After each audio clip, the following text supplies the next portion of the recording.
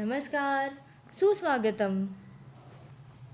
BA BSc second year fourth semester SL Hindi के अंतर्गत कल हमने अनुवाद, तात्पर्य एवं स्वरूप तथा अनुवाद की प्रक्रिया पर विस्तार से चर्चा की है। आज हम बैंकिंग अनुवाद इस महत्वपूर्ण मुद्दे पर चर्चा करेंगे। बैंकिंग अनुवाद से तात्पर्य या बैंकिंग अनुवाद का स्वरूप देखने से पहले कल अनुवाद से तात्पर्य क्या है, इस मुद्दे पर चर्चा करते समय हमने इस बात का उल्लेख किया था कि एक भाषा में व्यक्त विचारों को समान और सहज अभिव्यक्ति के द्वारा किसी अन्य भाषा में व्यक्त करने का प्रयास ही अनुवाद कहलाता है, जिसमें स्रोत तथा लक्ष्य यह दोनों भाषाएं महत्वपूर्ण होती है। स्रोत भाषा अर्थात जिस भाषा में सामग्री मूल रूप से लिखी गई है तथा लक्ष्य भाषा अर्थात मूल भाषा में लिखित सामग्री को किसी अन्य भाषा में अनुदित करना अनुवाद कहलाता है। इसीलिए अनुवाद में स्रोत तथा लक्ष्य यह दोनों भाषाएं अति महत्वपूर्ण होती हैं। वर्तमान समय में बैंकिंग अनुवाद के महत्व को या बैंकिंग क्षेत्र से संबंधित सामग्री के अनुवाद की आवश्यकताओं को यदि देखा जाए तो दिखाई देगा कि आज आधुनिक युग में ग्लोबल विलेज की संकल्पना उभर कर सामने आ रही है। समूचा विश्व ग्लोबल विलेज या वैश्विक ग्राम के रूप में उभर रहा है। आज सामान्य से सामान्य व्यक्ति भी विभिन्न क्षेत्रों से जुड़ रहा है और ऐसे समय में बैंक से संबंधित सामग्री के अनुवाद को भी महत्व प्राप्त हुआ है। आरंभ में अंग्रेजी तथा सुशिक्षित नागरिक ही बैंकों से संबंध रखा करते थे, किंतु अब वर्तमान समय में हर छोटा पेशेवर, हर किसान, यहाँ तक कि मामूली मजदूर भी बैंक से संबंध रखता है। इसीलिए इन क्षेत्रों से संबंधित व्यवहार अब केवल अंग्रेजी में ही पर्याप्त नहीं है। राज्यों की भाषाओं में भी अब बैंकिंग क्षेत्र से संबंधित सामग्री का अनुवाद आवश्यक हो गया है। बैंक भारत ही नहीं बल्कि विश्व की अर्थव्यवस्था का अत्यंत महत्वपूर्ण हिस्सा है। हमारे यहाँ जैसे ही बैंकों का राष्ट्रीयकरण हुआ, वैसे ही इस प्रकार के अनुवाद का महत्व तथा प्रयोग बढ़ता ही गया। अब तो अंतर्राष्ट्रीय बाजार के कारण बैंक से संबंधित सामग्री का अनुवाद अंतर्राष्ट्रीय स्तर पर भी महत्वपूर्ण बन गया है। बैंक से संबंधित सामग्री को प्रमुख रूप से 6 भागों में बांटा जाता है, जिनमें विभिन्न नियम तथा नियमावली, सभी प्रकार के आवेदन तथा रसीदें, विज्ञापन तथा प्रसार सामग्री, फॉर्म तथा रजिस्टर, सूचनात्मक तथा आदेशात्मक सामग्री और अकाउंट बुक एवं चेक बुक आदि सभी सामग्री बैंकिंग क्षेत्र से संबंधित सामग्री कहलाती है। मुख्य रूप से बैंक की भाषा अंग्रेजी थी, लेकिन सर्वसामान्य जनता उस भाषा को समझ पाने में सक्षम नहीं थी। इसीलिए सामान्य से सामान्य जनता तक बैंकों को पहुंचाने का महत्वपूर्ण कार्य अनुवाद ने आरंभ किया। बैंकों का कार्य क्षेत्र अब बड़ा विस्तृत हो गया है। जनता से अधिक जमा राशियां प्राप्त करने और उन्हें तरह तरह के ऋण तथा अन्य सेवाएं प्रदान करने के लिए अब बैंकों में मानो होड़ सी लगी है। इन सभी सेवाओं को जनता तक पहुंचाने के लिए बैंक संबंधी सामग्री का अनुवाद वर्तमान जीवन की अनिवार्यता बन गया है। इस वर्तमान समय में बैंकिंग अनुवाद अति महत्वपूर्ण बनकर उभर रहा है। बैंकिंग क्षेत्र से संबंधित सामग्री का अनुवाद करते समय अनुवादक को कुछ समस्याओं का सामना करना होता है। इन विभिन्न समस्याओं में से पहली महत्वपूर्ण समस्या है सही पर्याय का चयन।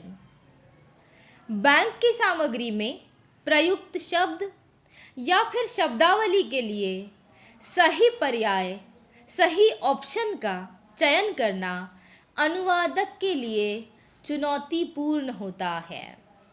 इस प्रकार की सामग्री में ऐसे अनेक शब्द मिलते हैं जिनके लिए अनेक पर्याय होते हैं, अर्थात शब्द एक किंतु पर्याय एक से अधिक।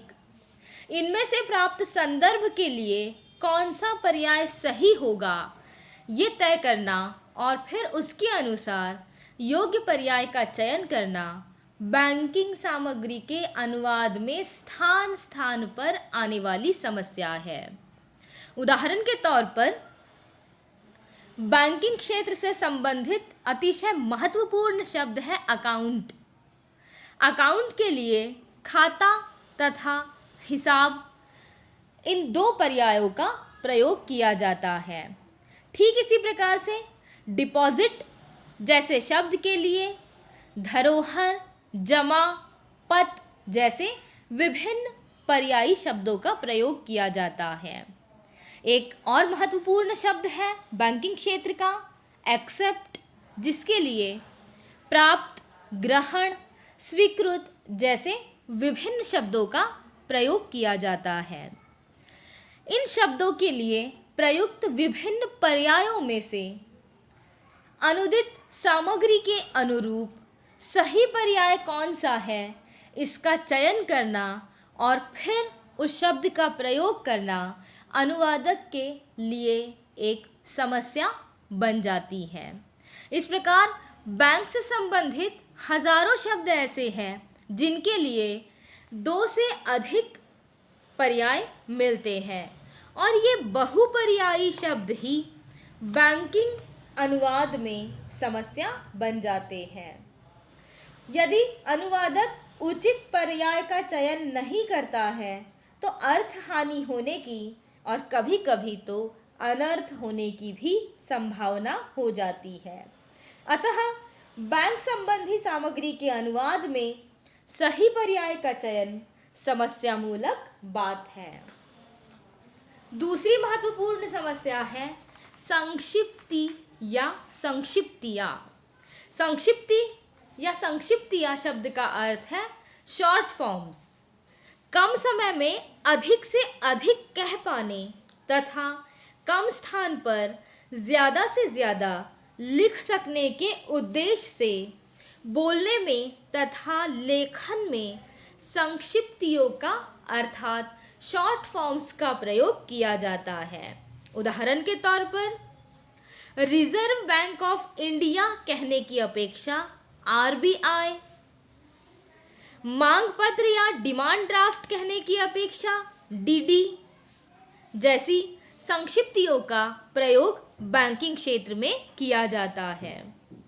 किंतु हिंदी में इस प्रकार के संक्षिप्त रूप प्रचलित नहीं है।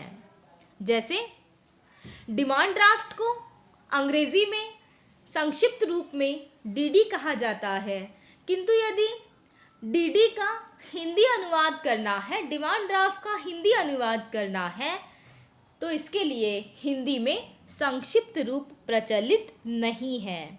इसीलिए अनुवाद में समस्या निर्माण हो सकती है। इसीलिए जब स्रोत भाषा में प्रयुक्त संक्षिप्तियों के लिए लक्ष्य भाषा में संक्षिप्तियाँ प्रचलित नहीं मिलती, तब बैंकिंग क्षेत्र से संबंधित सामग्री के अनुवाद में समस्या निर्माण होती है। संक्षिप्तियों के पश्चात अगली महत्वपूर्ण समस्या है लिप्यंतरण की अव्यवस्था।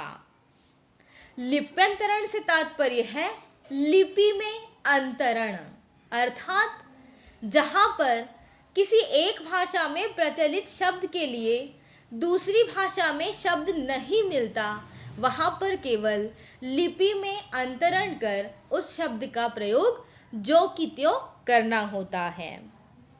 वस्तुतः किसी भी प्रकार की सामग्री हो, उसके अनुवाद में कुछ शब्दों का लिप्यंतरण अवश्य करना ही पड़ता है। जब एक भाषा के शब्द अथवा किसी कंसेप्ट के लिए दूसरी भाषा में पर्याय उपलब्ध नहीं होता, तब अनुवादक के सामने लिप्यंतरण ही एकमात्र उपाय बचता है। बैंक से संबंधित सामग्री के अनुवाद में जहाँ भी लिप्यंतरण करना आवश्यक होता है, वहाँ पर समस्या निर्माण हो जाती है। उदाहरण के तौर पर अंग्रेजी शब्द बैंक के लिए हिंदी में कोई अन्य शब्द उपलब्ध नहीं है। अंग्रेजी बैंक को हिंदी में केवल लिपि अंतरित कर लिखा जाता है, अर्थात अंग्रेजी में यदि बैंक रोमन लिपि में लिखा जाता है तो हिंदी में बैंक जो कि त्यों देवनागरी में आ जाता है। इसी प्रकार से चेक जैसा शब्द भी है जिसका लिप्यंतरण करना होता है। इन लिप्यंतरित शब्दों से कभी कभी भ्रम भी निर्माण हो जाता है। लिप्यंतरण के संबंध में प्राप्त यही अव्यवस्था बैंक अनुवाद में बाधा बन जाती है। अगली महत्वपूर्ण समस्या है फॉर्म के अनुवाद। बैंकिंग सामग्री के अनुवाद में आने वाली विविध समस्याओं में से एक महत्वपूर्ण समस्या फॉर्म का अनुवाद करना है। बैंकों में कई प्रकार के फॉर्म प्रयोग में लाए जाते हैं। इनमें से कुछ फॉर्म छोटे और सरल हुआ करते हैं, जिनके अनुवाद में विशेष रूप से कोई समस्या नहीं आती, किंतु लंबे लंबे विधिक फॉर्म का अनुवाद करते समय अनुवादक को निश्चित रूप से कठिनाई का सामना करना पड़ता है।